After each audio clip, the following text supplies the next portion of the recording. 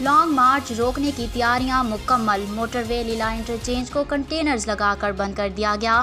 Motor وے لیلا interchange سے اسلام آباد جانے والی ٹریفک مکمل طور پر بند، پولیس کی بھاری نفری موقع پر موجود 3 مقامات پر ناکہ بندی۔ تحریک انصاف کے لانگ مارچ کو روکنے کے لیے تحصیل پنڈ دادن خان میں انتظامیہ متحرک، موٹر وے لیلا انٹرچینج کو کنٹینرز لگا کر بند کر دیا گیا۔ اسلام آباد جانے والی ٹریفک مکمل طور پر بند کر دی گئی ہے، جبکہ اے سی Pind Dadan Khan, D S P Pind Dadan Khan سمیت ایس ایچ او تھانہ لیلا ٹاؤن، ایس ایچ او تھانہ پنڈ دادن خان سمیت پولیس کی بھاری نفری موقع پر موجود ہے۔ موٹر وے سے اسلام آباد جانے والی ٹریفک مکمل طور پر بند کر دی گئی ہے، جبکہ 3 مقامات پر ناکہ بندی کی گئی ہے، جبکہ براستہ چکوال اسلام آباد جانے والی ٹریفک کو بھی کھیوڑا کے قریب پہاڑی سلسلے میں سڑک کو بند کرنے کی اطلاعات ہیں۔